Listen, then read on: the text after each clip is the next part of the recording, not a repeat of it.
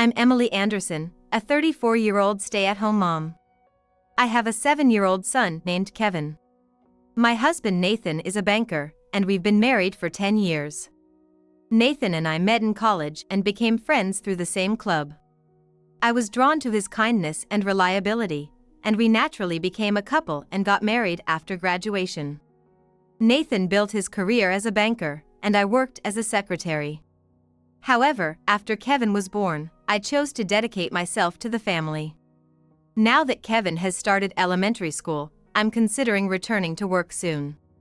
I have a great relationship with my in-laws, who always support our family. My father-in-law is a good advisor to me, teaching me valuable life lessons. Additionally, my father-in-law adores his grandson Kevin and looks forward to his future. My mother-in-law is kind and always treats me warmly, so I cherish my relationship with them. However, recently, Nathan has been acting strangely. It seems like he's frequently receiving messages on his phone and always looking at it with a weird smile. It's creepy, grinning at your phone like that. Oh, it's just my friends from work sending funny messages. Oh, I see. I pretended to be convinced, but deep down, my doubts remained. One day, while Nathan was taking a shower, I checked his phone. What's this? Nathan's phone was filled with messages saying things like "I miss you" and "I had a great time today." The sender was a woman named Lisa Brown. As I read their messages, it became clear that they were meeting secretly. He's having an affair. Why? I was shocked but couldn't confront Nathan. I was afraid our marriage would fall apart. However, Nathan's behavior became increasingly suspicious. He frequently claimed he had to go on business trips, leaving me alone waiting for him to return. Another business trip? Yeah, something came up suddenly. You've been going on a lot of trips lately. Is it a big deal? Yeah, something like that. Don't worry about it. I couldn't hide my concern, but I had no choice but to trust Nathan's words. During one of Nathan's trips, my best friend Anna came over. Sorry for dropping by suddenly, Emily. No, it's totally fine. What's up? You said you wanted to talk? Well, I've been curious about this social media account. Look at this. Anna pointed to a social media account and said, "This. Isn't this Nathan's account?" The username was different, but there were personal photos that clearly seemed to be his. He had posted photos from his trips on social media. It looks like him, but why? In the photos, there was a side profile of Nathan together with a woman. That woman was definitely Lisa Brown, the one I saw on Nathan's phone. I can't believe it. Would he really post this on social media? It's not a business trip, it's an affair trip. If there's anything I can do to help, let me know. Thank you, Anna. When Nathan returned home, I decided to confront him. I'm home. Oh, the trip was exhausting. Nathan, what about these photos? What are you talking about, all of a sudden? I just got back. The photos posted on social media. The ones with you and that woman. You've been looking at my social media? I stumbled across them. You said you were on a business trip. What's going on? She's on the same project, and we had a little time for sightseeing. Sightseeing? You look awfully close with her for just sightseeing. Nothing's going on, really. Don't jump to conclusions. Nathan seemed desperate to explain himself. Without solid proof, I decided to wait and see. One day, I got a call from Nathan's office saying he was rushed to the hospital with acute gastroenteritis. I hurried to the hospital with the whole family. When we arrived at his room, there was a woman and a child, who I assumed were Lisa and her child. What's going on? I was filled with shock and confusion. The woman smiled coldly and handed me some papers. Here, the divorce papers. What? Divorce papers? Yes, it's Nathan's request. Nathan, is this true? I confronted Nathan on his hospital bed. Yes, I'm marrying Lisa. This child is ours. sign the papers and leave. The child looked about 3 years old. You had a child together? I felt a surge of anger, but at the same time, a deep sense of sadness. I had trusted Nathan until now, but I can't believe he would do something like this. At that moment, my father-in-law burst into the room, laughing. You don't know anything, do you? He said, scattering several papers around. Dad, what's this? Nathan asked with a panicked look. These are all the proofs of your infidelity. What? What are you talking about? What am I talking about? These are the evidences of everything you've done. It's all here. His father said calmly. Emily, I'm glad we made it in time. Thank you, Dad. Emily asked you to do this? Yes, that's right. I asked your father for his help. Actually, I had already talked to his father about Nathan's strange behavior. When I first started noticing something off with Nathan, I thought about consulting my in-laws and went to their house. I had always been close enough to my in-laws to consult them about anything, and they always told me to come to them if I ever needed advice. So I knew this was the time. My father-in-law, a former banker, was like a real father to me, always guiding me in the right direction. I felt safe with him. When I arrived, my mother-in-law greeted me with a smile. It's been a while, Emily. What brings you here? Is something wrong? Yes, actually. I need some advice. Hold on a second, I'll get Dad. Thank you. She called him over. Emily, what's going on? Nathan has been acting strange lately. Strange? How so? He gave me a sharp look. Well, he's been getting a lot of messages on his phone and always looks at them with a weird smile. Plus, he's been going on sudden business trips more often and is away from home a lot. That's definitely concerning. Do you know what kind of messages he's getting? Yes, actually, I checked his phone while he was in the shower the other day. There were many messages saying things like I miss you and I had a great time today. They were from a woman named Lisa Brown. It was clear they were meeting secretly. A woman named Lisa Brown. He thought deeply with a serious expression. And he posted photos with Lisa on social media, enjoying their time together during the trip. What? Posting photos with another woman on social media? What is Nathan thinking? I think this wasn't just a business trip but an affair. I spoke, holding back tears. Nathan. How could he do this when he has you and Kevin? This is unbelievable. Emily, I understand how you feel. This is concerning, his father said gently. If Nathan is really cheating, we need to uncover the truth. Dad, what should I do? Leave it to me. You see, I'm not just a former banker. I was quite well known in both domestic and international financial markets. Though I'm retired now, I still have many connections. Nathan got into the bank thanks to these connections. I will thoroughly investigate his actions. I knew you were a former banker, but I didn't realize you were so renowned. Thank you so much. Then his father took immediate action. Leveraging his extensive connections in the financial industry, he began a thorough investigation into Nathan's activities. He reviewed internal information and transaction records at the bank and even spoke to Nathan's acquaintances. His investigation progressed smoothly, and soon, evidence of Nathan's misconduct and infidelity began to surface. Finally, the day came when everything was revealed. The events in the hospital room were the result of the investigation that began with this consultation with his father. The papers his father scattered contained ample evidence of Nathan's infidelity. The tension in the room was palpable, and Nathan's face turned pale. Nathan, there's so much evidence of your affair. So what? We're getting a divorce anyway. That's why I need these documents as proof of your infidelity. This is what you've done, your messages with Miss Lisa Brown. I miss you, I had a great time today. It's all here as evidence.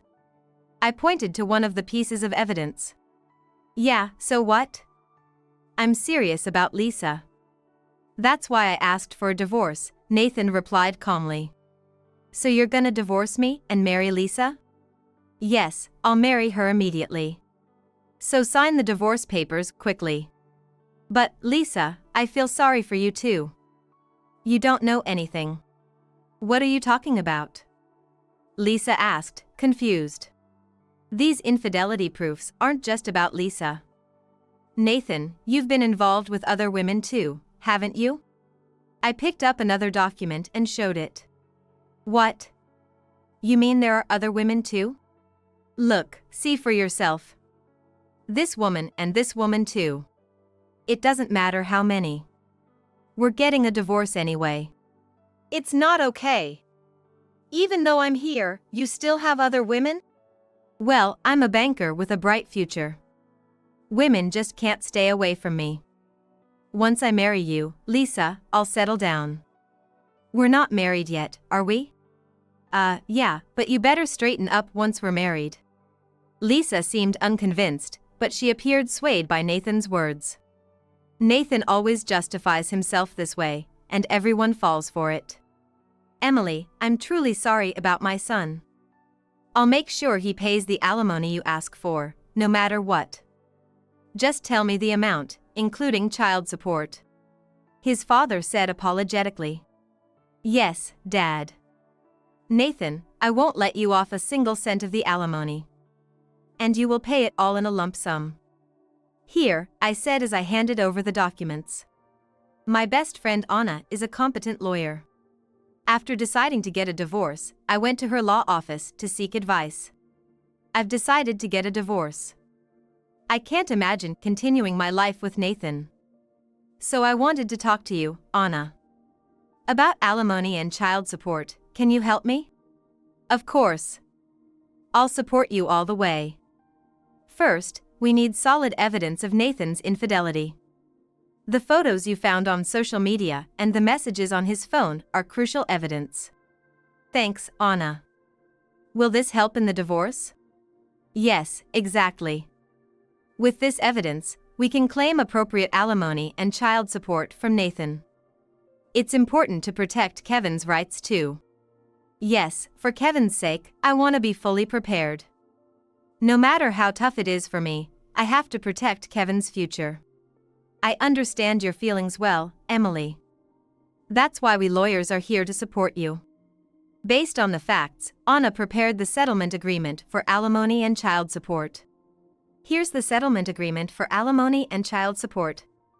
It's based on solid evidence, so we can make a rightful claim against Nathan. I'll always be on your side. Go get him. Thank you, Anna.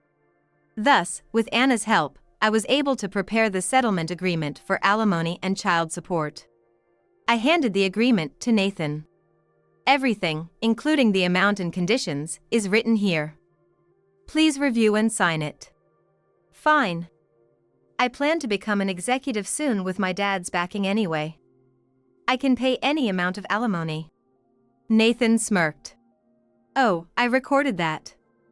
You're definitely paying it all at once and as stated. Whatever, just fill out the divorce papers and file them already. I will, right after this. But is this all the infidelity you've committed? Isn't there more, Dad? Yes, there's undeniable evidence here. His father said, scattering another stack of documents. Take a good look.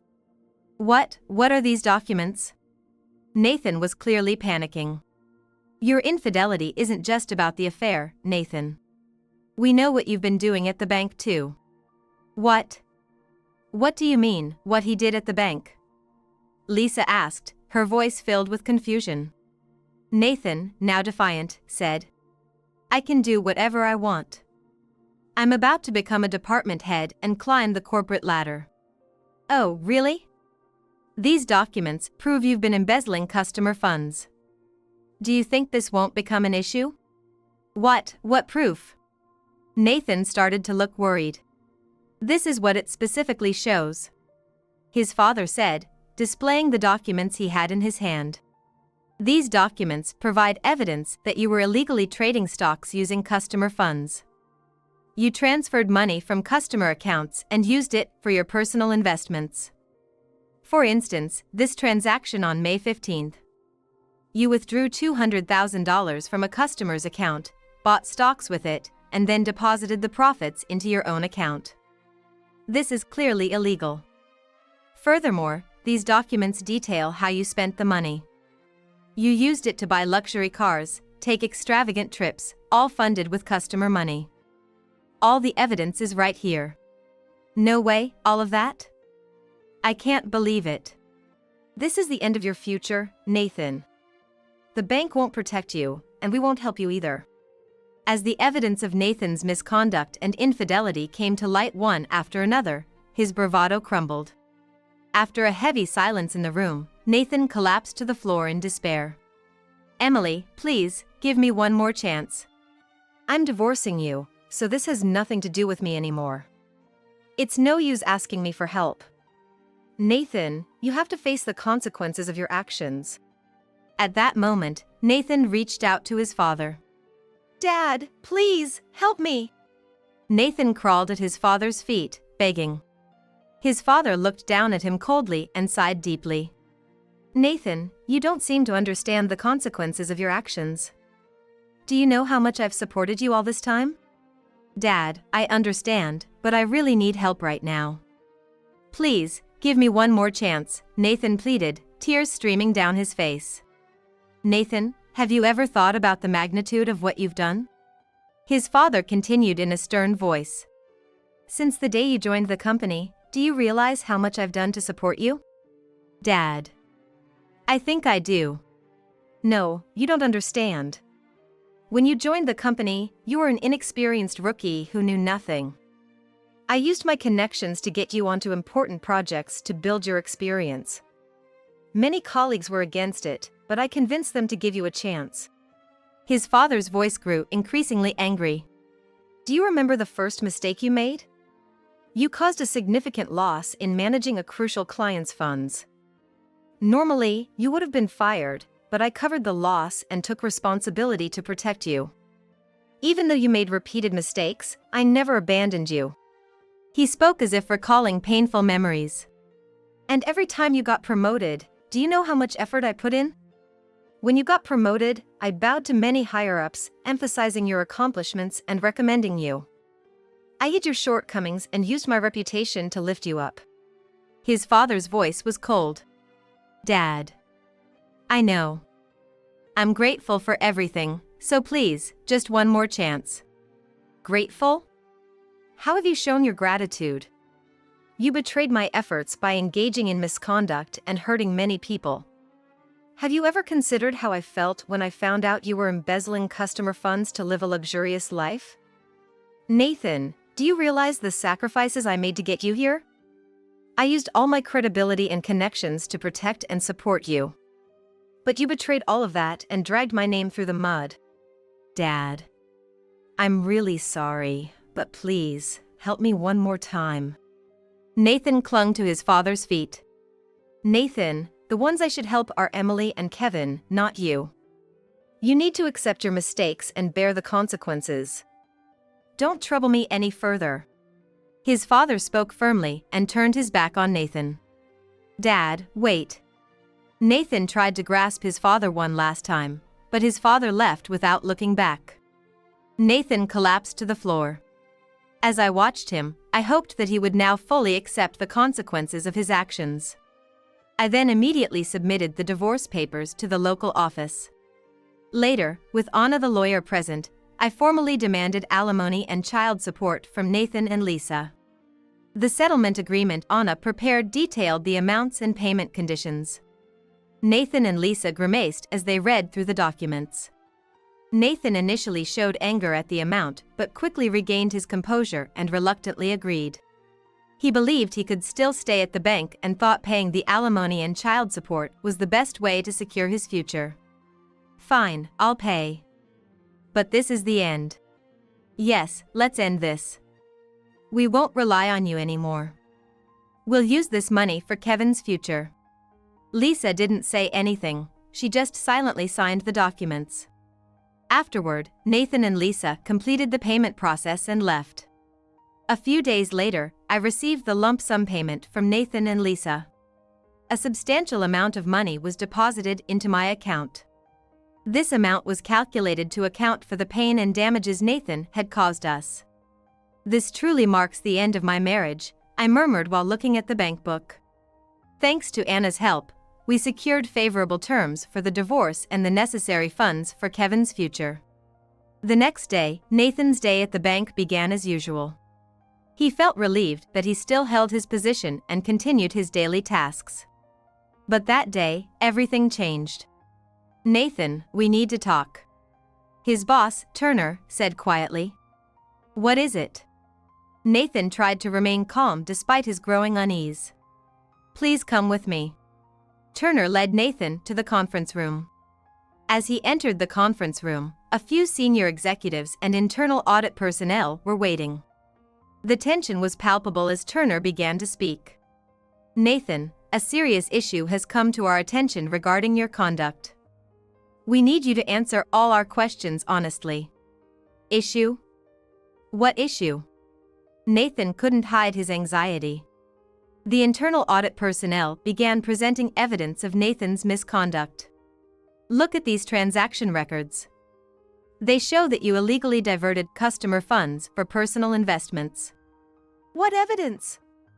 I didn't do anything like that." Nathan desperately denied the allegations, but the senior executives remained cold. "Nathan, this evidence is irrefutable. You have committed serious violations, severely damaging the bank's reputation," Turner said sternly. "Oh no. Furthermore, it's clear that you used customer funds for extravagant spending with your mistress. This is also a criminal act." Nathan was left speechless. At that moment, the conference room door opened and several police officers entered. "Nathan Anderson, you are under arrest for fraud and embezzlement." "Wait! This is a mistake! I'm innocent!" Nathan protested desperately, but the officers handcuffed him and took him away. No, this can't be happening. You can explain at the station." "This can't be." The sight of Nathan being escorted into the police vehicle quickly drew media attention. Cameras captured the scene, broadcasting it as breaking news. I was at home with Kevin when it happened. When I turned on the TV, a breaking news alert started to air. "Breaking news, a major bank employee, Nathan Anderson, has been arrested on charges of fraud and embezzlement." I was shocked to hear his name. "Nathan, arrested?" At that moment, the phone rang. Anna's name appeared on the screen. "Emily, are you watching TV?" "Yes, I just saw it." "I can't believe Nathan's really been arrested." "I'm shocked too, but now his crimes are out in the open." "You were right all along." "But how am I supposed to explain this to Kevin?" "Emily, you're strong. Face this for Kevin's sake. I'll always support you." The TV screen showed Nathan being escorted into the police vehicle. Reporters were shouting questions at him. "Mr. Anderson, do you have any comments on the allegations of misconduct? Why did you do it?" Nathan said nothing, staring blankly ahead. "This is the result of Nathan's actions." The newscaster continued. "Nathan Anderson has been accused of illegally diverting customer funds for personal use. The police will conduct a thorough investigation." Anna spoke over the phone. "Emily, the real battle starts now. Forget about Nathan, and let's focus on your and Kevin's future." "Thank you, Anna. Your support means so much. We have to move forward." Nathan was later convicted in court and sentenced to prison. Life in prison was harsh. He spent his days laboring under strict discipline, left with plenty of time to regret his actions. However, Nathan's punishment did not end there. The damages owed to the bank were substantial, and even after being released from prison, he faced a lifetime of debt repayment. Upon release, he found himself in a situation where returning to work at the bank was impossible. He ended up working low-wage manual labor in a rural town. He worked tirelessly, using his meager income to pay off his debts.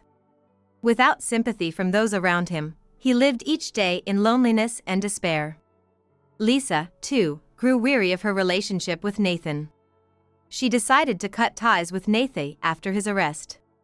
However, Lisa also had to pay alimony to me and had her own debts to deal with. Out of necessity, she took up night work, laboring both day and night. Their child, Mark, was caught in the mess created by his parents and faced a tragic fate. Unable to support her child while working, Lisa decided to send Mark to live with childless relatives as an adopted child. Thus, Mark was raised in a new environment, but his relationship with his parents was severed. Meanwhile, in the rural town, Nathan, consumed by daily labor, could do nothing but lament the life he had lost. Abandoned by Lisa and estranged from his child, he worked on repaying his debts alone. How did it come to this? This wasn't supposed to happen. His life, once filled with glory and stability, had turned into a living hell. The day he would find happiness again would never come. Nathan, crushed by the weight of his own mistakes, should spend the rest of his life repaying debts and living in solitude. Meanwhile, a few weeks after Nathan's arrest, our lives gradually began to regain a sense of normalcy. With the support of my in-laws, I started preparing for the next chapter in our lives. One day, my father-in-law approached me. "Emily, I need to talk to you. Do you have a moment?" "Of course, Dad." We sat down in the living room and began to talk. "Emily, what are your plans for the future?" "Actually, I've been thinking about going back to work. Kevin has started elementary school, and I want to be independent." "That's a wonderful decision. I want to help you find a place where you can truly utilize your talents, not just any job." "What do you mean?" "There's a bank run by an old friend of mine, and they have an opening for a secretary. Given your background and skills, I think it's perfect for you." "Really? Thank you so much, Dad." This is a recognition of your efforts and abilities. Take on this role with confidence. A few days later, I went for the interview at the bank and got the job. On my first day at the new workplace, I was nervous but filled with hope. "Ms. Emily Johnson, welcome. We're looking forward to working with you." "Thank you very much. I'm looking forward to it as well," I replied. Meanwhile, my son Kevin was happily attending school. One day, after returning from school, Kevin spoke to me. "Mom, I want to be successful in a bank like Grandpa." "Really? Kevin, that's a wonderful dream. Grandpa will be so happy to hear that." That evening, my father-in-law visited our home. Kevin ran up to him and cheerfully declared, "Grandpa, I want to be a banker like you."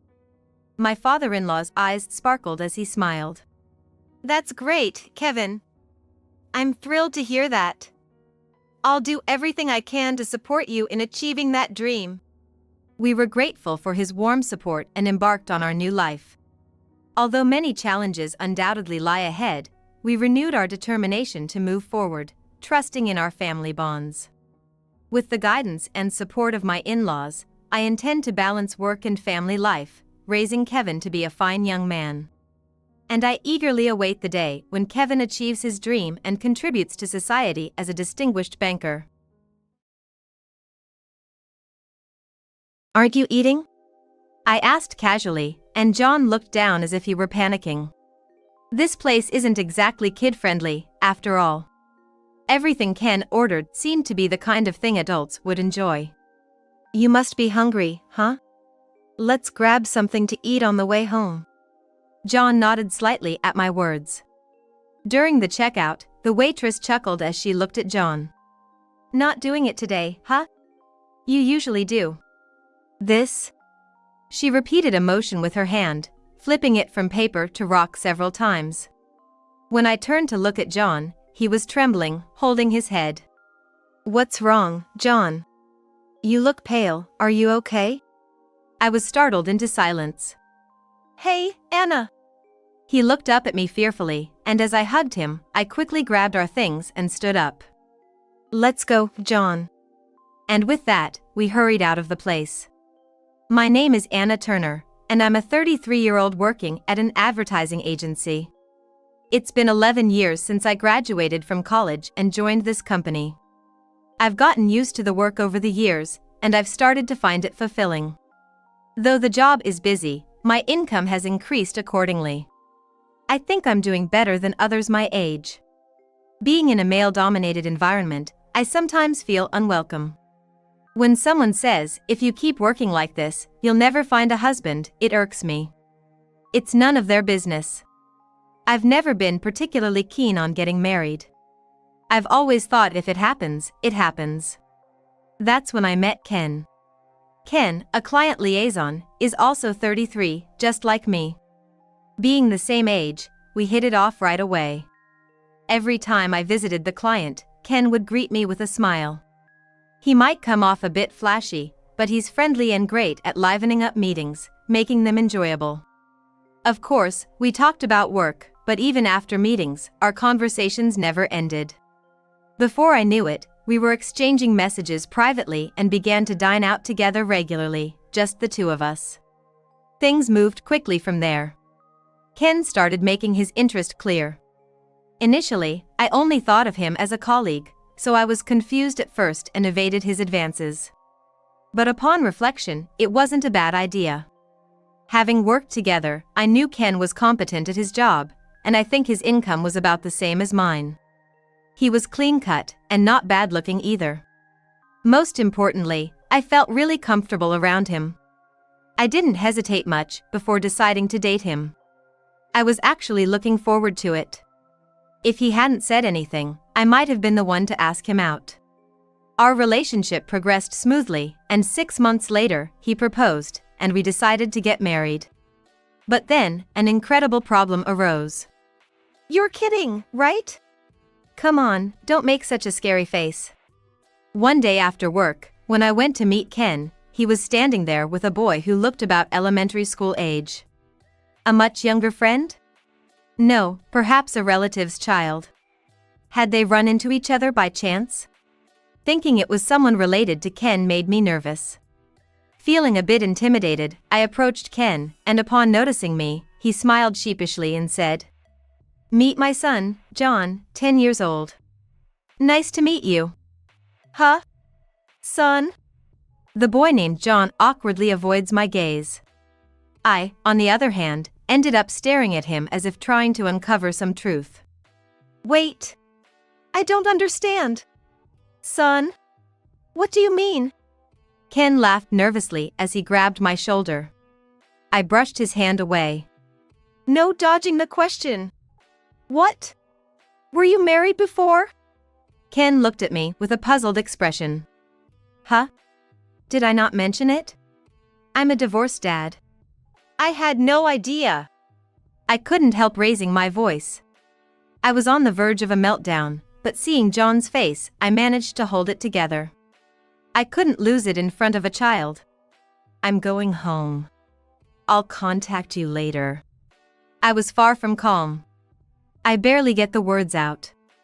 After all, how could anyone stay calm upon suddenly being told by their fiancé, "I'm a divorced dad," and then bring the child to a date without any warning? What was he thinking? As I turned to leave, Ken hastily grabbed my arm. Hey! It took a lot for me to bring John here, and you're just gonna leave? That's not fair. Think about how John and I feel. Huh? Then think about how I feel. You could have at least told me before bringing him along. I might have been shocked, but it would have been easier to accept than being surprised like this. I didn't even know he was divorced. I needed some time to prepare mentally. What if I told you beforehand and you decided to break up with me just because I'm divorced with a son? That would be unbearable. Ken glanced at John, then started stroking his head. Looking every bit the father. Look. John is such a good kid. I was confident that once you met him, you'd feel a maternal instinct too. Huh? He said it proudly, but that's not the point. He was making a lot of assumptions. I wanted to just walk away, but when my eyes accidentally met John's, I stopped. He looked nervous and quickly looked away, but his face still had an innocent look to it. John isn't to blame, but if I walked away and he felt responsible for that, what then? 10 years old. an age where he can understand things to some extent. I wouldn't want him to think he's a burden to his father's marriage. In the end, the three of us ended up having dinner together at a restaurant. Indeed, just as Ken said, John was a very good kid. In fact, he was so well behaved it felt almost unnatural. He would eat quietly during. Ken would talk to him, and he'd respond, but he wouldn't initiate conversation. Is it normal for a 10-year-old to be this calm? It was his first time meeting his father's partner. It wouldn't have been strange if he harbored negative feelings towards me. But I couldn't sense any emotions from John at all. It was as if he had given up on everything. Having met him, I couldn't stop thinking about it. Later, when I met with Ken alone, I asked him, "Hey, has John always been like this? Mature for his age, or should I say quiet?" "John?" Ken seemed pleased that I was interested in John.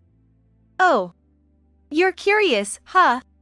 Yeah, I mean, he's gonna be our son if we get married, right?" Despite feeling betrayed by him keeping his divorced single dad status a secret, I couldn't bring myself to break up with this carefree man. His demeanor was comforting. I had never met someone as easygoing as Ken. "So? What about it? Was he nervous around me?" "Nah, that's just how John is. He used to be a bit louder, I guess. Mireille used to scold him a lot." Mireille, his ex-wife's name, perhaps? Come to think of it, I still know nothing about Ken's previous marriage. He is so open. I wonder if it's okay to ask. "Hey, you don't have to answer if you don't want to, but what was your ex-wife like?" I asked carefully, and Ken didn't hesitate to tell me. "She's 2 years older than me. Just looking at her, she's pretty. Really beautiful, but man, her personality is tough. No matter how much I earned, it was never enough for her." "Huh. If he's praising her looks that much, she must be quite a beauty. As someone who's not very confident in my appearance, it kinda bothers me." Maybe sensing my unease, Ken hugged me from behind. "Don't worry. You're my best partner." "Yeah. I just can't dislike him. He always knows what to say. Besides, having a divorce and a child isn't like he cheated or anything. It just never came up before. Maybe him telling me before we got married actually shows he's sincere." I convinced myself to believe that. After that, I met with John several times. He was just as quiet as the first time we met. Getting married means considering important matters. I hoped he would get used to me, but what if his quietness was because he disliked me? Thinking it over didn't help, so when we were alone, I took the plunge and asked him, "If you're against it, we don't have to get married. What do you think?" I wondered if it was right to ask a 10-year-old, but I didn't want to marry without knowing his true feelings. John hesitantly answered, making my heart race. "I don't mind. I'm just shy." That's a relief. And a few weeks later, we got married. Not exactly a honeymoon phase, but the start of a new family life. I was anxious. Sure, Ken is one thing, but what about John? Is he okay with me? To him, I'm practically a stranger, a stepmom. I hope we can get along, but even I haven't fully grasped suddenly having a 10-year-old son. John, at 10, must be even more anxious. I hope to alleviate any anxiety and get along well. That's what I was thinking. But contrary to my thoughts, problems came from an unexpected direction. "You're kidding, again?" I muttered to myself in response to a message from Ken on my smartphone. Maybe Ken is the type who doesn't take care once he's got it. After we got married, Ken's behavior changed drastically. Overtime and drinking parties became the norm. Without any guilt, he'd even come home in the morning. If this were a boyfriend. Well, even then, I'd be a bit unhappy, but now that I'm his wife, it's unbearably frustrating. Ken practically just comes home to sleep. John and I, still not fully accustomed to each other, were left alone without choice. Even if it were just me, but with growing John around, I couldn't skimp on meals. Even meal times became a source of stress. "How was school today?" It was normal. The conversation just doesn't flow. I feel bad for John, but I just can't think of topics to discuss with a 10-year-old. About a month into this routine, I finally lost my patience and confronted Ken. Enough is enough. You're out drinking every single day. It's ridiculous.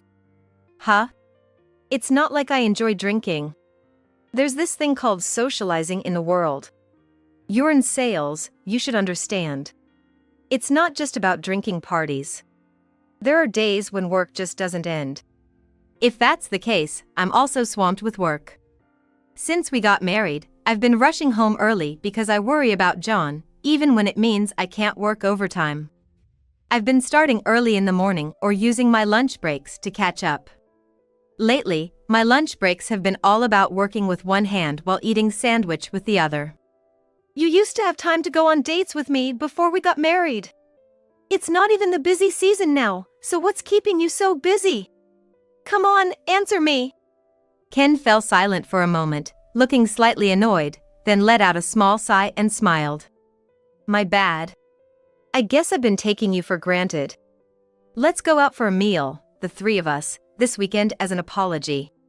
And I'll try to adjust my work schedule from now on. Really? You promise? It's been a while since we've eaten out. I wonder where he'll take us. I can't help but feel excited, even though I know it's a bit silly of me. Ken took us to what looked like a very expensive high-end restaurant. Just the exterior of the place was overwhelming.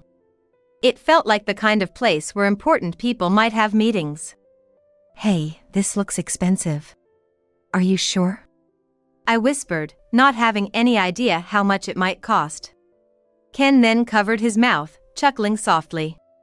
Stop it, you're embarrassing. You're making it obvious we're not rich. We stand out. To you, this might seem like a dream place. But I'm used to it. I could feel my face heating up with embarrassment. He didn't have to say it in such a demeaning way. Thinking back, the places Ken and I went to before getting married were all reasonably priced. Even the place where he proposed was an Italian chain restaurant. So I was just worried that he was stretching himself too thin by bringing us here. And yet, he says he's used to it. Who has he been coming here with? I've never been brought here before. All right. I muttered an apology, following a waitress and Ken. Right this way. The smiling waitress led us to a private room, as was to be expected. This, and include the usual. Ken ordered with ease, as if he'd done it many times before. It looked like a place that could be used for entertaining clients, so maybe he's been here for work a few times. It would be a waste to sulk after being brought here, especially to such a high-end place that I might not get to visit again. I've got to enjoy it. Indeed, every dish that came out was delicious. Eat up, so you have no regrets. Ken was in a good mood, drinking his alcohol. He glanced at me and ostentatiously lifted his glass. If only you could drink too. Indeed, it's a shame. I've tried alcohol a few times after turning 21, but it seems I just don't have the constitution for it. It's not that I can't drink, I just don't enjoy it. Plus, alcoholic beverages are generally expensive. If I'm going to spend the same amount of money, I'd rather have juice or water.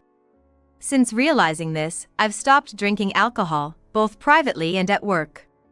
Watching Ken now, I do feel a bit envious of how well he seems to enjoy his drinks, but I'm sure I wouldn't find it as tasty even if I tried the same.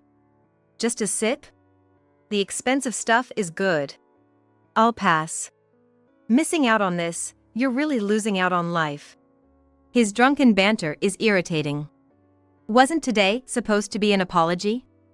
To blow off the bad feelings, I gulped down my ginger ale when a concerned voice came from beside me. Are you okay? John was looking at me with furrowed brows. Maybe my irritation showed on my face. It's embarrassing to have worried about him. I'm fine, really. Thank you. I waved my hands dismissively and then realized something. John hadn't touched his food at all. Aren't you eating? I asked casually, and John looked down as if panicked. This place certainly isn't kid-friendly. Everything Ken ordered was more suited to adult tastes. If only they had French fries or burger, something that appeals to everyone, but of course, there was none to be found. You must be hungry, huh? Let's grab something to eat on the way home. John nodded slightly at my words. I felt relieved to get a response. Looking at Ken, he had just finished the last of his drink in his glass. With all the food on the table eaten, it was about time to head home, so as not to keep John waiting. Ken, that was delicious. Thank you. When I hinted at leaving, Ken seemed to get the message and placed his empty glass on the table. Then, shall we head home? Yeah. As we stood up to leave, Ken suddenly exclaimed, "Oh. What's wrong?" I saw someone I know at the entrance. I'll just go say hi, so please settle the bill with this. Got it. As I called the waitress over and paid the bill with the wallet Ken handed me, she chuckled at John. Not doing it today, huh? You usually do. This? The waitress gestured with her palm towards us, flipping it between rock and paper. Was it a goodbye gesture? John isn't close with me, has such a cute interaction with the waitress. It's a bit frustrating. After taking the payment, the waitress said, "Please wait a moment," and left the room. So, John, you've been here a few times, huh? As I turned back to John, he was trembling, holding his head. What's wrong, John? You look pale, are you okay? I caught myself mid-sentence. What the waitress did earlier wasn't a goodbye gesture. Hey, Anna! As John looked up at me fearfully, I quickly grabbed our things and stood up. Let's go, John. We hurried out of the room, intending to leave before Ken returned. However, as we approached the exit, I spotted Ken near the entrance. This way, he'd notice us while we were collecting our jackets. We have no choice. We gave up on our jackets and ran through the courtyard, over the fence, and escaped from the restaurant. After walking for a while, we managed to catch a taxi and dashed into a nearby hotel. Throughout the escape, John was silent. I bought some water and handed it to John. As we sat down and he drank water, the stiffness in John's face finally seemed to relax a bit. Are you okay now? Feeling better? Yes. That's when I brought up something I had been curious about. That thing the waitress did earlier, it was a hand signal, right? John slowly nodded. From an open hand to bending the thumb and then covering it to make a fist. At first glance, it just looks like changing from an open hand to a fist, but in reality, this gesture means please help me. So, it meant that John, when coming to the restaurant with Ken, for some reason, relied not on his father Ken but on a stranger, the waitress. This suggests that maybe Ken was causing John some kind of harm. That's why I decided to flee the restaurant with him at that moment. Could it be that Ken did something to you? No. I wasn't harmed by anyone. Then who? After squeezing his eyes shut and taking a deep breath, John slowly started to explain.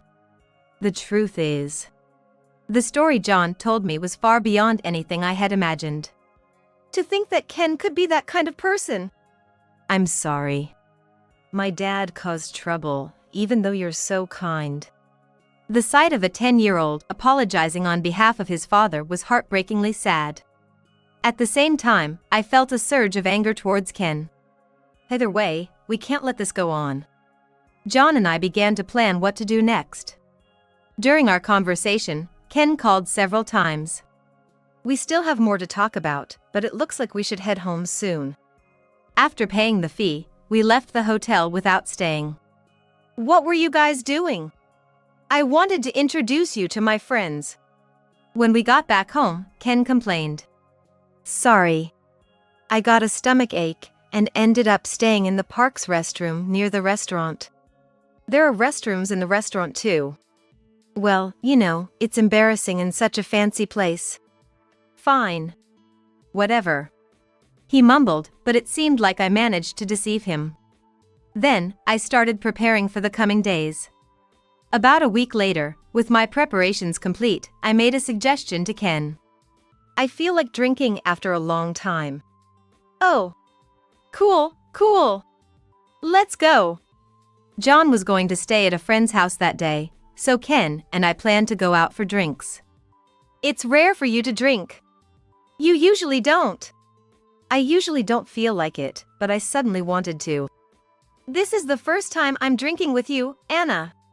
Ken was excited and kept drinking one after another. He also kept urging me to drink at the same pace. Are you sure you can handle all this? Don't worry. If Anna passes out, I'll take care of you. And if you pass out, Ken, I'll take care of you. We continued to drink, teasing each other. A few hours later, we were at home. Lying on the bed, Ken, who had been snoring loudly, slowly opened his eyes and exclaimed, "What? Where am I?" "Good morning." I greeted Ken with a smile as he woke up surprised. "This is our house." "Our home? But you were drinking with me and—" "Yes, and then you passed out first." Ken muttered something under his breath. Clearly not satisfied. "Did I walk to the bed myself?" "No. I just happened to ask a friend of yours who was passing by to help bring you home." Ken's face tightened slightly. "Is that so? Good timing then. I owe them one. I'll have to thank them." "Oh, you know who your friend is without me even mentioning a name?" Ken looked as if he wished he hadn't said that. Clearly flustered. "No, well, I can guess who it might be since I often go out drinking with them." "I see." For a moment there I thought. "Thought what? Don't beat around the bush, just spit it out." By now, Ken's lips were quivering, and he had gone pale. The confidence he had the night before was gone. He knew his plan had failed. And now, he was wondering how much I knew. Unfortunately for him, the answer is everything. I know everything. "Everything?" He is easy to understand. His voice cracked. I exhaled through my nose and stated firmly.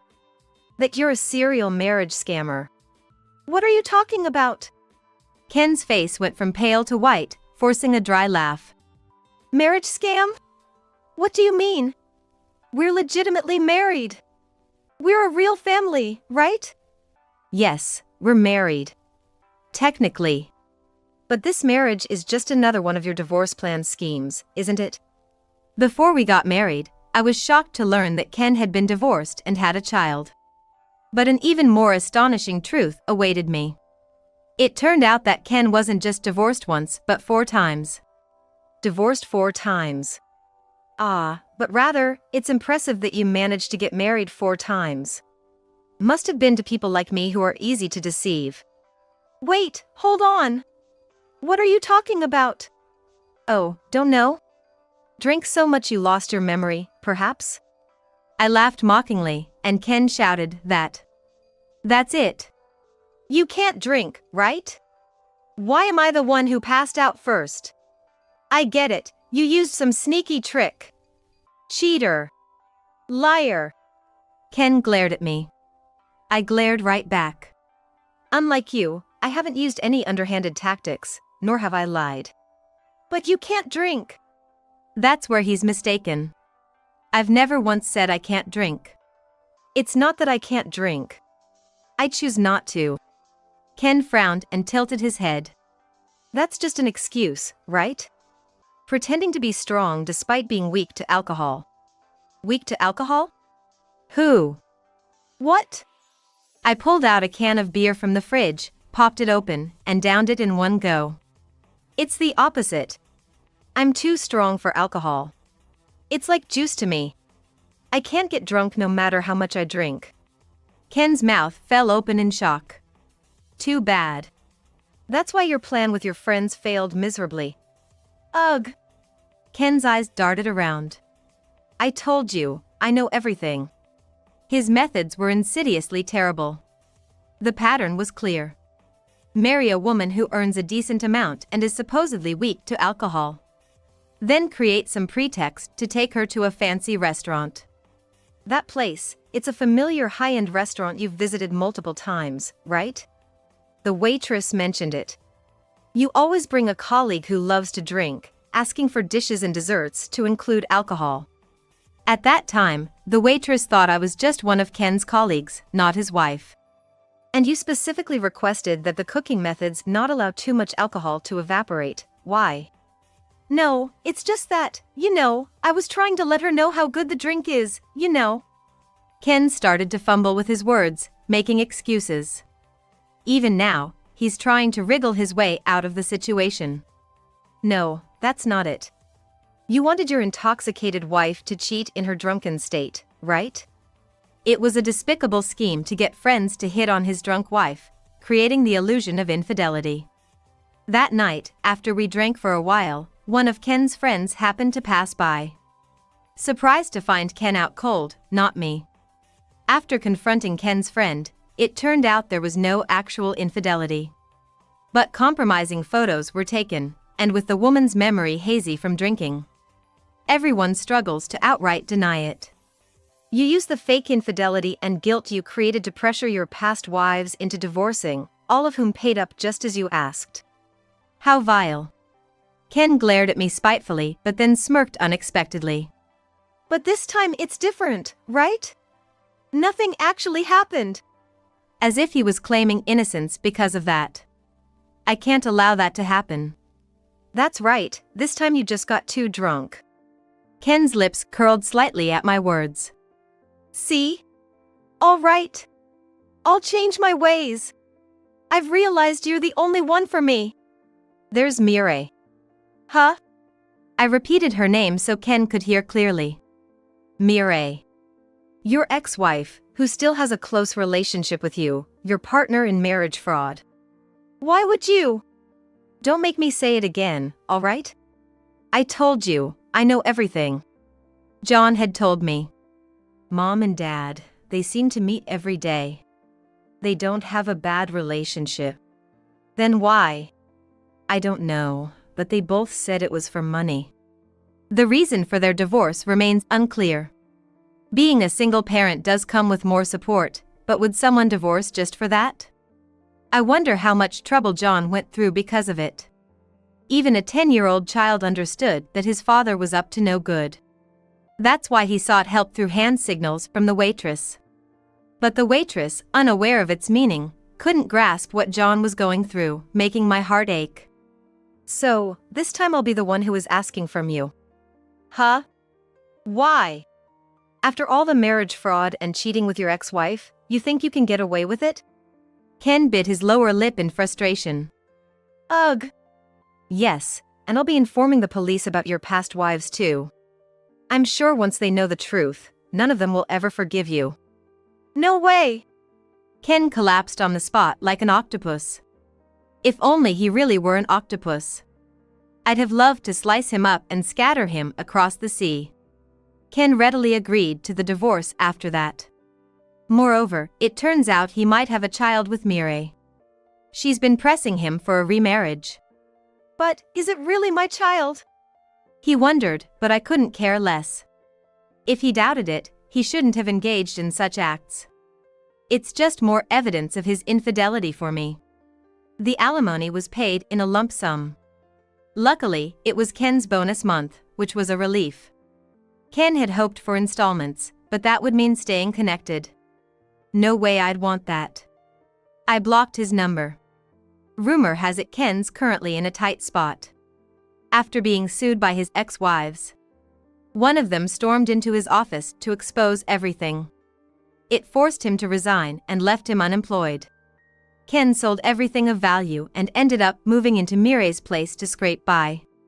Initially, Mireille, who had been pushing for remarriage, refused after seeing Ken's current state and now fights with him daily, demanding he leave as soon as possible. It's strange, considering how close they seemed while engaging in wrongdoing together for years. Hearing these rumors, I decided it was time for a job change. The thought of being targeted for revenge by them, now at their lowest, was no joke. Luckily, I had been invited to join another company, which I gratefully accepted. The salary wasn't much different, but the earlier finishing time was a bonus. Especially since I wasn't just looking out for myself anymore. Yes, after the divorce, I decided to take in John. The reason was simple. He begged me to. I want to live a life I can be proud of. That's probably impossible if I stay with my mom and dad. We have no blood relation and are still cautious around each other. More like roommates than a family. Yet, he started to smile more. And talks about his school life. Just hearing him share makes me incredibly happy, a curious aspect of motherhood. Are you Ken? I haven't seen my grandson, Ken, since he was in elementary school, but I was sure it was him. Ken should be in high school this year, so the age fits. However, I didn't recognize the child he was carrying on his back. Grandma. Long time no see. Tears blurred my vision. I didn't know what to say, torn between the pain of seeing him and the joy of our reunion. Ken, now fully grown, was not one to show his emotions, in contrast to me. Please, let us stay for the night. I didn't know what had happened, but there must be a reason they were out in such light clothing on a snowy day, in such a place. It must have been hard, carrying a child through the snow over such a difficult distance. The child on his back was shivering. Their limbs were red and black from the cold, and their lips had turned blue. Ken's legs were also shaking, seemingly unable to carry the child any longer. I was about to nod as if to say of course when. Don't joke with me. I can't take care of that kid. The person who came stomping to the entrance, making loud footsteps, was my husband, Felix, who was supposed to be watching TV in the back of the house. It seems he had overheard our conversation. Even I flinched, used to him as I am, a high schooler like him would surely be frightened. However, yeah, I thought so. He said, with a wry smile. It was a hollow smile that twisted only his mouth. As if he had expected just that response. My name is Anna Smith. I live a relaxed life in the suburbs, a bit away from the city center, similar to living in a place like Nebraska. I'm in my late 60s now, and since my husband, Felix, has retired, we're living on our pension. Felix has always been very stubborn and difficult. When he was working, he often clashed with others and seemed to be constantly involved in trouble. But those who knew him well understood that Felix was just clumsy. He's always hated anything dishonest, and once he's made up his mind, he rarely changes it. And he was terribly bad at expressing his feelings. Back then, I knew that Felix was more stubborn and clumsy than others, so I sometimes stepped in to help. Felix was not good at work like others, but he was great with people. In a way, we were like oil and water, but we naturally hit it off. From there, we started a give-and-take relationship and eventually started dating and got married. After getting married, we were blessed with a son right away. Stubborn as Felix was, I think he poured his love into him in his own way. Thanks to that, our son, Mike, grew up healthy and is now married with a grandson, Ken, of his own. We thought our happiness would last forever, but it didn't turn out that way. Mike and I have become estranged since a few years ago. A big fight between Felix and Mike was the start of the rift. Even I, who usually stays neutral, ended up siding with Felix, so I haven't been able to meet my son for years. Because of that, I haven't been able to see Ken for a long time either. It's heartbreaking not to see my first grandchild, whom I adored, but it seems there's nothing I can do. All this was because of Mike's marriage. Mike married a woman he had been dating since his student days, named Julie. Julie lived nearby, and our families were close, so Felix and I wholeheartedly blessed their marriage. I remember when Ken was born, Felix's face lit up as if he was a different person, and he lifted his grandson in his arms. I think it was around the time Ken started elementary school that Julie began to consult with me frequently. Mike comes home late. He has a lot of overtime and works on weekends too. I tell him not to overdo it, but I was touched by Julie's genuine concern for Mike. For her, with a small child, Mike's overtime and working weekends must be quite stressful. My husband was also a workaholic, and it was tough. That's why I could understand Julie's feelings all too well. I contacted Mike several times myself. I was just as worried about him.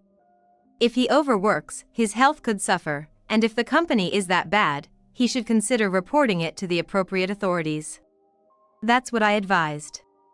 Before I could finish, Mike let out a dramatic sigh and shouted, "It's different from when Dad and Mom were working, don't interfere. I'm doing things my way." From his tone, I could tell that the company wasn't forcing him to do overtime or work on weekends. What kind of twist of fate is this? He used to say he was fed up with his father, who was always busy with work when he was young. He wasn't that enthusiastic about work, it seemed more like he saw it as a means to make money and live. Jolie must have known that too, which is probably why she consulted with me. My concern turned into suspicion from that day. Sure enough, the unease I felt grew over time. Soon after, I received news. Jolie passed away? Tears-filled calls from Jolie's parents reached me. Jolie had been hit by a truck while wandering on a highway. She was walking in a place that wasn't a sidewalk at midnight, so it seems the truck driver didn't notice her. Jolie was serious and calm, so crossing a highway recklessly wasn't something she'd do. At least, the Jolie I knew wasn't that kind of person. I heard later that she had often seemed distracted before the accident. Occasionally, her parents received calls from Jolie that sounded like screams of despair. Hearing about it made my blood run cold. Apparently, Mike was having an affair. Jolie knew the other woman was named Miranda, a secretary at Mike's workplace. Why she was in such a dangerous place, leading to the accident, is unclear. However, Jolie's parents said she must have been shocked by Mike's affair and it probably led to her nervous breakdown. I think I was in shock for a while after the phone call ended. When I received a message from Felix saying he was on his way to the hospital, I finally snapped back to reality. By the time I arrived, Felix, who had left work early, was already at the hospital. Only Jolie's parents and Ken, being hugged by them, were there. Of course, the first to be contacted about the accident was supposed to be her husband, Mike, but they couldn't get through to him. And then it reached Jolie's parents, and finally, at the very last moment, they got through to Mike. Even though Mike's workplace is much closer to the hospital than our house, he was the last to arrive. Moreover, there seemed to be no rush or urgency in his actions. What the hell are you doing? Hearing about Mike's behavior and the affair, Felix angrily confronted his son upon arrival. I had never seen such intense anger before. Yet, Ken was defiant. I did have an affair. But Jolie's death was an accident, right? It's not my fault. And the affair was not my fault, it was Jolie's fault. He said the root cause was that Jolie stopped paying attention to him after Ken was born. Once a child is born, parenting should come first. But for Mike, who had always been the priority in the family as an only child, he couldn't accept that someone else was getting prioritized. Even if it was his own son. That's why Mike couldn't prioritize his son in his life, leading Ken to not be very attached to him. It was a vicious cycle that made him feel like he didn't belong at home. He shouted in front of the late Jolie's parents that her nervous breakdown was her own fault. Those irresponsible words made Jolie's parents break down in tears, and Felix was a step away from laying hands on Mike. All I could do was stop them and try to comfort Ken, who started crying even harder at the sight of the adult's behavior. At that moment, I could see the situation with my son and felt a wave of helplessness, almost bringing me to tears. This created a definitive rift between us and Mike. Ken appealed for either Jolie's parents or us to take him in, but Mike wouldn't budge. Though Mike confessed to the affair at the hospital, there was no further evidence, and the confession wasn't recorded, so his affair was never proven. I was unbearably worried about Mike's selfish behavior. So, hoping to be of some help, I discreetly passed Ken a piece of paper with a map to our house and our contact information. The walk from their house to ours was a bit far, but it was better than nothing. If nothing else, it was fine. That was how we parted ways. Years later, I heard through the grapevine that Mike had remarried a woman named Miranda. I heard Miranda was about 10 years younger than Mike. There were rumors that she knew Mike was married when they started dating. I was worried about Ken's situation. I visited Mike's house a few times alone, but it was always dark inside, and no one ever answered the doorbell. After several attempts, I had to give up, fearing I might be reported as a suspicious person. It's been years since I last saw Ken. Despite these old memories frequently coming to mind, life goes on. Even now, I think of Ken as I sip my hot chocolate. He used to enjoy the hot chocolate I made for him. I wonder how he's grown, how his life and family relationships are. All I can do is worry. While bringing my mug to my lips, I look outside. Today, a cold wave has hit our region, and the view from the window is uniformly white. The surroundings are already enveloped in night, and it's extremely cold. Tomorrow morning, we'll definitely need to shovel snow. Honey, it looks like we're gonna need to shovel snow tomorrow morning. I was about to discuss tomorrow morning's snow shoveling with Felix, who was watching TV. Then the doorbell rang. Felix and I looked at each other. We had no idea who would visit our house on such a snowy night. With a bit of fear, I opened the sliding door to the entrance, and there stood a high school-aged boy, carrying a small child on his back. I couldn't help but stare at their unusual appearance. The boy was in a slightly wrinkled white shirt with just the top of a jacket and worn sweatpants. The small child was wearing a shirt with a thin hoodie and shorts. Both of them had red limbs, and there was a light dusting of snow on their heads and shoulders. And in the pure white yard, extending to the road beyond, were long footprints. It seemed they had walked to our house in this attire. As I thought this and suddenly looked at the boy's face, I gasped. Is that you? Ken. I hadn't seen Ken since he was in elementary school, but I was certain. The corners of his eyes drooped like Jolie's, and his nose was just like Mike's. Ken should be a freshman in high school this year, so the age fits. However, I didn't recognize the child the Ken-like figure was carrying. Grandma, it's been a while. Indeed, the high school-aged boy was Ken. Tears blurred my vision. I didn't know what to say, torn between the pain of seeing him and the joy of our reunion. Ken, now fully grown, was not one to show his emotions, in contrast to me. Please, can you let us stay tonight? I don't know what happened, but there must be a reason they're out in such light clothing on a snowy day, in such a place. They must have come all this way relying only on the address note I gave Ken when he was a child. I can only imagine how difficult it must have been to walk this distance in the snow, carrying a child. I was about to nod as if to say of course when. Don't be ridiculous. I can't take care of that kid. Stomping into the entrance with loud footsteps was Felix, who was supposed to be watching TV in the back of the house. Apparently, he had been listening to our conversation. Seeing Felix get angry for the first time in a while, I froze too. If even I, who have been with him so long, flinched, the high schooler must have been terrified. I looked worriedly at Ken and the child. But Ken, unfazed by Felix's demeanor, muttered softly, looking down.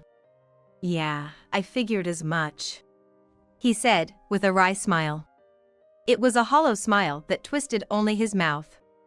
As if this was exactly what he had expected, I felt anger towards Felix for making his grandson show such an expression.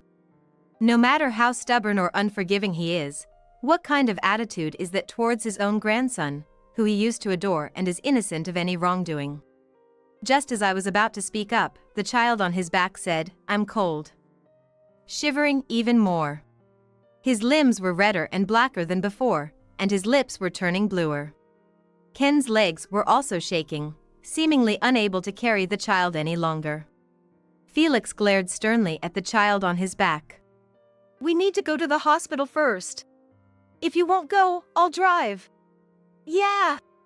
Then Felix, suddenly wide-eyed, silently grabbed the car keys and quickly headed to the garage.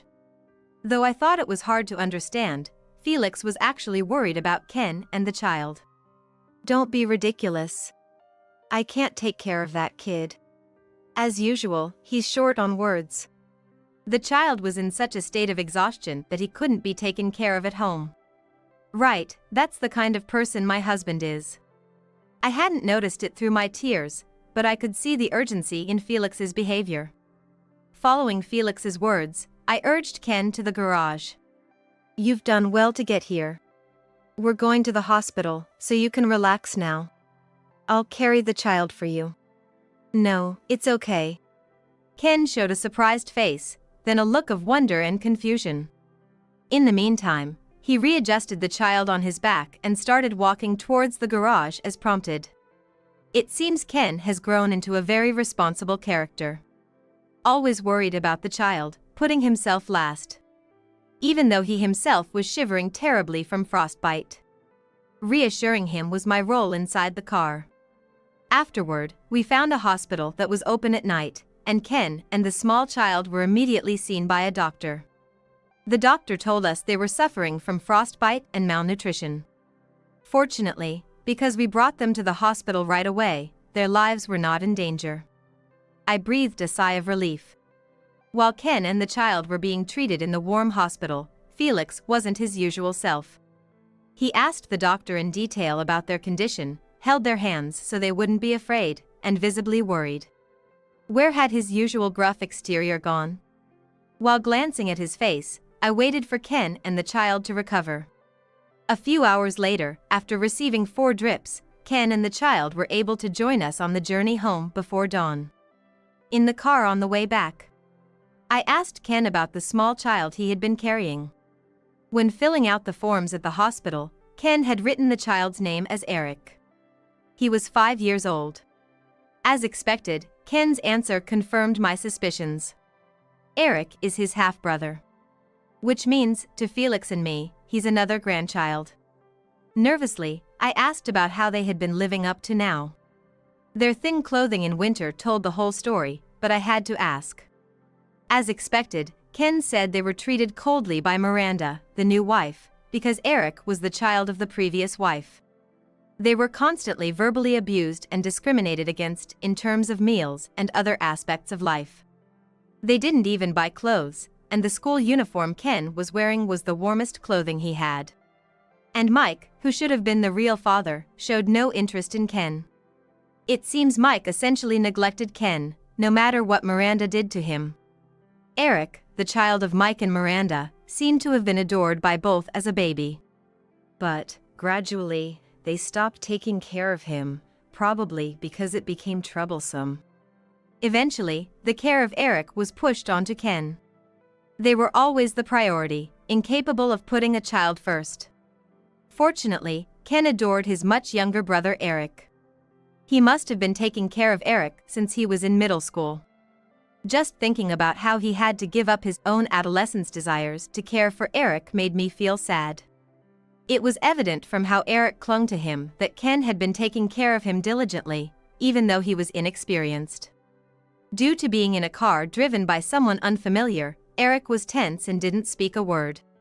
He wouldn't leave Ken's side and hugged his brother from the side, a clear proof of their bond. Finally, I asked why they had come to our house, difficult to reach by foot, especially in the dead of winter. Ken was initially reluctant to speak. Yet, as my concern reached him, he gradually began to share bits and pieces of their situation. Shockingly, Mike and Miranda had left the 2 children behind to go on a trip far away. Leaving hardly any food or money at home, their departure quickly resulted in a shortage of provisions. The fact it was the winter break probably compounded their difficulties. There was simply nothing to eat, and if things continue as they were, Ken himself and Eric would starve. And school closed, Ken, unable to impose on friends, found himself without anyone to turn to.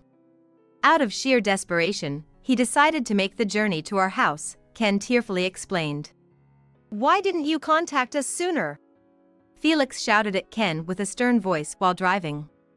The guilt of not reaching out to his grandson sooner and allowing his son's reckless behavior.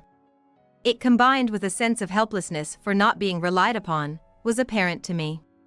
However, understanding this required being familiar with Felix for a long time. There's no need to talk like that. Ken, Eric. I'm so glad you relied on us in the end. To Ken and Eric, who had little interaction with him, their grandfather might only seem frightening. Concerned they might be scared, I reassured them, but there was no fear in their faces. Perhaps they could sense Felix's deep worry for Ken and Eric back at the hospital. I've thought about contacting you many times, but I was worried about what my mom had said. I just couldn't find the courage to do it. Ken started explaining, looking guilty, why he hadn't been able to rely on us until now. After Mike remarried, Miranda frequently yelled at him, saying, "You are not loved by your grandparents. Kids like you are a nuisance everywhere, so you better not think about relying on them." At first, I thought it was a lie. The grandparents in my memories were always kind. But, being told repeatedly, he came to believe it was the truth. I had memories of being adored when I was younger, and I couldn't believe that grandparents who had been so good to me would hate me. Now, I can think that way. Yet, until recently, he murmured that he somehow believed he was not loved. It seems Miranda had manipulated him not to seek help from me or Felix. That's why you laughed when Grandpa yelled, right? Ken nodded. When Felix yelled at the entrance, Ken's smirk was because he felt empty, as what his stepmother Miranda had said seemed to come true. Hearing this, Felix looked even more remorseful, his eyebrows lowered. But both Grandma and Grandpa protected us. Finally feeling safe, Ken said and cried. Perhaps triggered by his brother's tears or the tension finally breaking, Eric also started crying. After arriving at our house, they immediately went to sleep in the futons we prepared. "It's warm," Eric said, nuzzling into the futon, and Ken hugged him, both falling asleep like mud. Feeling both tender and pained, tears rolled down my cheeks. From their behavior, it was clear they rarely had the chance to sleep comfortably and securely. Felix and I wanted to keep watching Ken and Eric's sleeping faces forever, but that wasn't possible. We had a lot of tasks ahead of us. As the day grew brighter, Felix took the car out again. He went to file a police report against Mike and Miranda, armed with the medical reports from the hospital. We prepared for their return in the coming weeks. When Mike and Miranda returned from their trip and arrived home, they were met by the police waiting for them. Initially, Mike accused me and Felix of kidnapping by taking his grandchildren. Even when presented with evidence, he continued to claim so. Feeling responsible for how terribly selfish our son had turned out, both Felix and I felt a deep sense of guilt. The face of Mike, which I hadn't seen in a long time, looked even harsher than the last time we parted ways in court. I wondered how things had gotten to this point. Had we, as a couple, made mistakes in raising him? Or, as Mike grew up, was there some significant turning point? It might be too late to ponder these things now, but seeing my son continue to hurl terrible words in court made me realize we had reached a point of no return. Now, all we could think about was protecting Ken and Eric, who had suffered so much. Felix and I decided to fully commit to being there for our grandsons. Eventually, the two were arrested for child neglect. The diagnoses of malnutrition and others were the decisive evidence. The statements from me, Felix, and the boys must have supported that decision.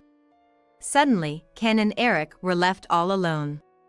With their parents arrested, they seemed to wish to come to our house, having nowhere else to go. However, I thought we, who had raised a son who could neglect his children, might not be qualified to raise our grandsons. So, we consulted with Jolie's parents. They were relieved about their grandson's safety and also worried about Eric, who should have been a stranger to them. They also wished they could take both in if possible. However, they sadly noted that it would be difficult to take in Eric since there was no blood relation. They said it would be cruel to separate the brothers. That's why they thought our home, where the brothers could stay together, was the best. And they promised to support us moving forward. How kind they were to offer such words to the parents of Mike, who had treated Jolie so terribly. Lately, my tear ducts have become weak and I easily tear up. Due to these circumstances, we ended up taking in Ken and Eric. When I took Ken and Eric's hands and said, "From now on, you'll live with us," they showed us smiles. Still, they were as quiet as borrowed cats when they first moved in. But soon, we were able to open up to each other. Ken has been very helpful around the house. This year, we've had a lot of snow, but he's always willing to help with shoveling. Young Eric tries to follow suit, picking up a shovel and heading outside. It seems Eric is at the age where he wants to mimic everything his brother does. While watching the two boys, Felix was teaching them the tricks of shoveling snow, all the while grumbling. It seems he's quite pleased to be relied upon by his adorable grandsons. Can't you guys even do this much? Seriously, you're hopeless. With a feigned stern face, Felix always has a little scold for them. However, Ken and Eric seem to realize it's just his way of hiding his embarrassment, and they just smile and let it roll off their backs. We'll be better than Grandpa soon, right, Ken? Yeah, maybe we'll surpass him by tomorrow. Despite his gruff nature, Ken and Eric are growing up to be Grandpa's kids, including all of that. I'm watching their endearing interactions while cooking today's meal. Everyone! Dinner's ready, let's take a break! I call out loudly, and the three of them start walking towards me, laughing together. What a blissful day-to-day life. Winter is nearly over, and the season for buds to sprout is coming. Among the four of us, warm times are passing by.